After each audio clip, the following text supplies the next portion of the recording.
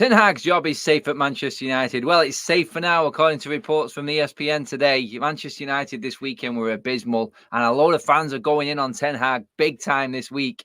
Right, madam, this is the United vibe. We're talking about Ten Hag. We're talking about the aftermath after that derby. I mean, let's be honest. There wasn't one United fan who sort of took any positive at all from that game. We were outclassed by Manchester City. I think everyone held their hands up and said that we were going to struggle at the start. We've seen the starting lineup. And automatically, I thought we were done and dusted. A lot of other fans were the same. You get behind your team. You go into that derby and you're thinking, go on, if, buts, maybes, we can just do it. Maybe have that one moment. No, it wasn't. But the aftermath and then everyone dissecting what happened, it has all been going in on Ten Hag. The tactics, the team lineup, the starting lineup. ESPN today have said that United are still confident in Erik Ten Hag, but results will have to start improving. He won't stick around forever if results don't start improving. I mean, Rob Dawson was reporting this from ESPN. He was saying that where the club and the hierarchy still think Ten Hag can be the man to take Manchester United forward, they can't ignore what is going on the pitch. They can't ignore the results. Now, we can all go in on what's happened off the pitch, how Ten Hag hasn't been given the money. He has been given money, but for some reason we haven't spent it very well. So is that Ten Hag's fault? Do we start going in on him on that one? Why did he go and buy Mason Mount? Why did we need to go and buy Onana and Mason Mount when we could have got a Declan Rice, a player that we definitely do need in that position? Or is he looking at a different game? Most people yesterday were saying to me after the game was, is Ten Hag, was he watching a different game there after that post-match press conference? He came out and defended Marcus Rashford again, which is criminal. And literally everyone I spoke to outside the ground after the game was like, he's going to go down with this Rashford ship. He will die as the captain of the Rashford ship if he keeps on playing him. He's going to come good, he says. No United fan right now has any confidence in Marcus Rashford. Yes, every United fan knows what Marcus Rashford can do, and we hope that Marcus Rashford can come back to form. But how long do we wait? How many points do we throw away? 5 defeats already in 10 games, 15 points a quarter of the way through the season. We ain't getting anywhere near our tally from last season unless we go on an unbelievable run, and he's still going to keep playing Marcus Rashford. He looks like from the outside like he hasn't got control of the football team, and some players are starting to, well, if you listen to reports, sort of like lose confidence in Erik Ten Hag. Now the media now are starting to ask big questions. He's under pressure constantly now, and I said picking Rashford, constantly picking players out of form, and the starting lineup yesterday, I mean, it just looked dead. I mean, you've got Varane, you've got Reguilon, you've got right wingers. I've said all of this, and this has to go down on Ten Hag. But stories after a bad result like that always start circulating days after. And one of the bigger ones was the fact that Manchester United are being run into the ground. The players are being run into the ground. Pep Guardiola came out and said he doesn't do intense fitness training through the week. It's more tactics. You could plainly see that yesterday. Manchester United, it's been reported, and I think Facundo Pellistri was another player who said this after international break. He said, we train in the intensity in training is hard. It's not that players are unfit, it's players are overworked.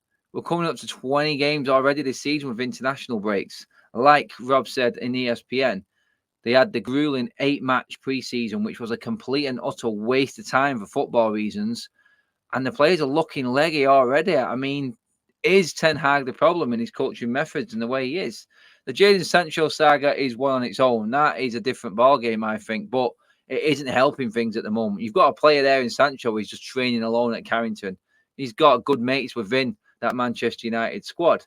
And obviously, when things are bad, everyone looks the other way, don't they? Everyone goes, well, maybe there are a few more players that are listening to what Jadon Sancho's saying and not believing in Ten Hag. Maybe the fact that he is playing all his favourites is why Sancho has kicked up a stink. And even if his favourite players are bad, they still play the next week. It doesn't help that Marcus Rashford, Sancho's best mate, is the player that's in question right now. I think him and Bruno Fernandes are getting most of the flack from the fan base. Stop playing Bruno out of position is what I say, Eric, and then we can criticise him properly. Because Bruno's positional discipline, I feel, is a massive, massive issue. And when things go wrong, he just starts wandering around. You can't play him on the right because he naturally just cuts inside and wants to get involved in the middle. Then we've got nothing down the right-hand side. We've got one fullback in Dalot who's just bombing forward on his own with hardly any cover. It could be anyone covering all the time, but you go to thinking it's like, surely Marcus Rashford not tracking back his instruction from Ten Hag. It has to be. It has to be from Ten Hag. Otherwise, you would just haul him off, wouldn't you? So everyone going in on Marcus Rashford and he's sort of lazy and the 50-50s and the headers and he won't stick his foot in and he won't put his body on the line. Totally agree with that. Totally agree with that. And I am big on Marcus Rashford for that. It's a disgrace. It's not acceptable to not go in for 50-50s in a Manchester derby. Lose all the 50-50s, for example.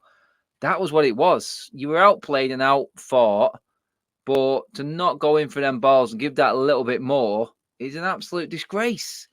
And it's no wonder the fans booed them off at halftime and booed them off at the end. Again, I've never heard so much booing at Old Trafford. And who'd have thought that after last season? But you got to look at Marcus Rashford and go, he's just walking around that pitch because he knows Ten Hag's going to pick him. He came out in that press conference and I went in on Ten Hag for saying what he said before the derby. You all seen the video. Marcus Rashford always plays. Marcus Rashford will play. Why? I know what he does and what he's good at, but you've got other players in this squad. If Marcus Rashford isn't tracking back, then that's on Ten Hag because you haul him off and he doesn't. He was booed yesterday for when Højlund came off, and I think rightly so. We all seen it coming. We all knew what was going to happen inside Old Trafford. We sat there taking bets like how long before we get the Martial Højlund substitution and Marcus Rashford moves into the middle and Diaz and Guardiola and Stones just swallow him up. And that is what happened. He was useless against Walker. I didn't want to risk it against Walker because he knew he'd be outpaced and shown up because Rashford does rely on his pace a lot. And Ten Hag keeps on playing him. How much of this, and get your comments in, I want to know what you guys think. How much of this is on Ten Hag rather than Marcus Rashford? Because Rashford's just going to keep playing and doing what he's doing because he's getting picked every single week. Is this Ten Hag's problem that Marcus Rashford is? Well, we're like playing with 10 men at the moment, in my opinion, with Marcus Rashford. You could probably add about 9 with Bruno and his poor form. But then the rest of the team, you're looking at the senior players and the so-called stars, which are them too, essentially. And it just falls down there. If he's not going in for a tackle, why is everyone else? Why is anyone else going to go in? I'll finish it by saying this and emphasising that point exactly, which is if Marcus Rashford is playing week in, week out, he isn't going in for the 50-50s. He's not putting his body on the line. He's not tracking back. He doesn't look like he's bothered. His body language is shocking. Why would anyone else in that team do anything different? I mean, it's not going to matter because Ten Hag will not drop Marcus Rashford. So why will anyone else who comes on that pitch give their all? It's pointless because you know you're going to be dropped and put back on the bench no matter what happens the next game. So Ten Hag, yes, United are backing him and saying his job is safe, but I do agree with the serious questions being asked. A manager needs to be given time. He really does. An interesting one there, I forgot to bring it, was Gary Neville's point where they've just let him go in and buy whoever he wants. They're giving him full reign of transfers, buying players from the Eredivisie, 8 players that have played in the Eredivisie. He thinks he trusts that league and that is the pinnacle. It's not. The Premier League is a different animal altogether. You need to be a better player. Ten Hag has got big, big problems in turning this around. I don't know how he turns it around unless he starts dropping them players. How many times are we going to say it?